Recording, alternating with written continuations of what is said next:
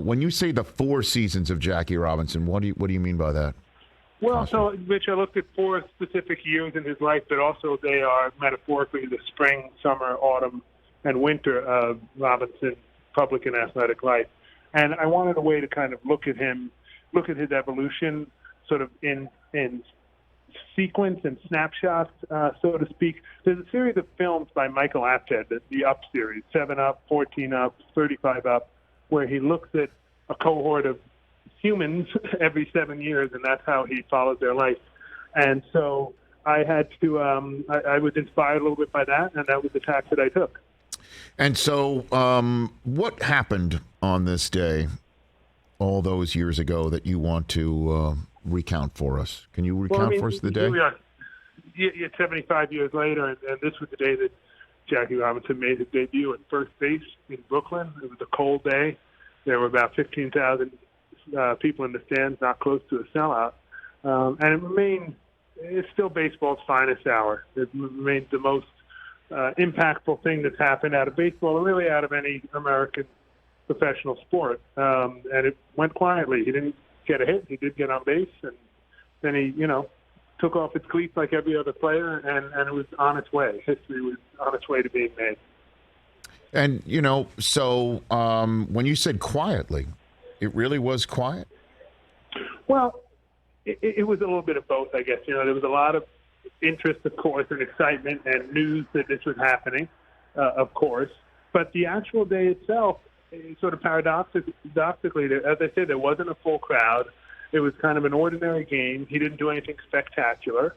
And in the best kind of sense, it kind of came and went. I mean, I think Robinson's greatest goal was just to be thought of as, great ball player, just one of the guys.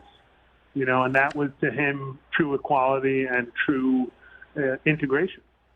Kostya Kennedy, whose book, The 4 Seasons of Jackie Robinson, here on the Rich Eisen Show, the 75th anniversary of Jackie Robinson breaking the color barrier. Why was he the right man for the moment, do you think?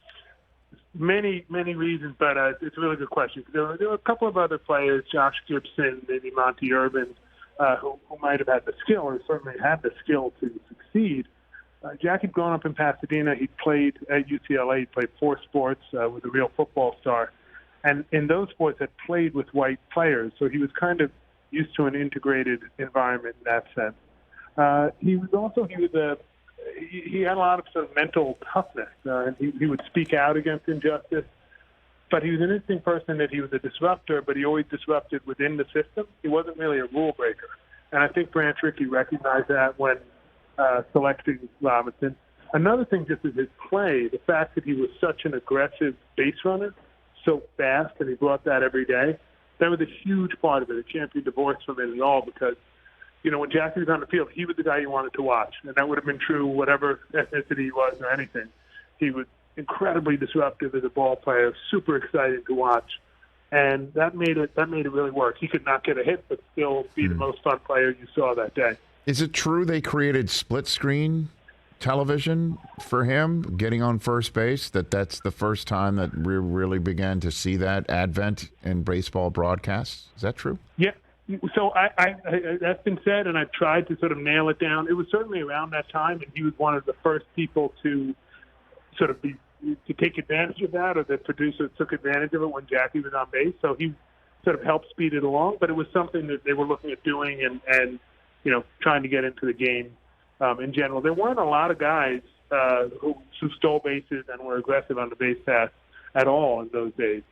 He began drawing comparisons to Ty Cobb, who had retired more than 20 years before. So, so it was a way to show that, and I think that Robinson, wanting to watch Robinson, sort of sped it along, but it probably would have come anyway. Who are the teammates who were integral in this integration and helping make it work? Who are they? I mean, Pee Wee Reese was probably the most important, just in that he had such respect. He was the captain of the team. He was from the South, from Louisville, and the fact that he embraced Jackie and made him part of the team, that's probably the single most important. But guys like Ralph Branca, pitcher, and Carl Erskine were really important to make it happen. And basically, after some hesitation by a few guys, everybody was on board. There was no way to play with Robinson as an athlete and not respect him and not see the kind of player he was, the kind of commitment he had. So pretty quickly, the whole team was on board. Kostya Kennedy here on the Rich Eisen Show. You got a story that might whet the appetite of our viewers and listeners who are interested in maybe reading more that's contained in this book, something that you discovered you didn't know? Anything on that front, Kostya? Yeah, no, it's a really good question. I one year that I look at it, the year of 1946, which was the year before he broke in on April 15th, 1947. And that year was, in a sense, really the year that he integrated baseball. He was the only black player in an all-white minor league, the best minor league out there, playing for the Dodgers Top Farm Club. And that year was sort of full of treasures, and seeing how he began the integration, some of the abuse he dealt with, also some of the support and adoration he began to feel living in a French-speaking neighborhood in Montreal. I think it's an overlooked part of his life that really came forward as being incredibly important, incredibly rich, and valuable to sort of getting him ready for the challenges ahead. And, just in terms of his athletic ability a little bit more before we move on to his legacy, I talk to people around here in Los Angeles, some of whom who are, thank goodness, still around and old enough to remember what Jackie Robinson looked like as a collegiate athlete here at UCLA.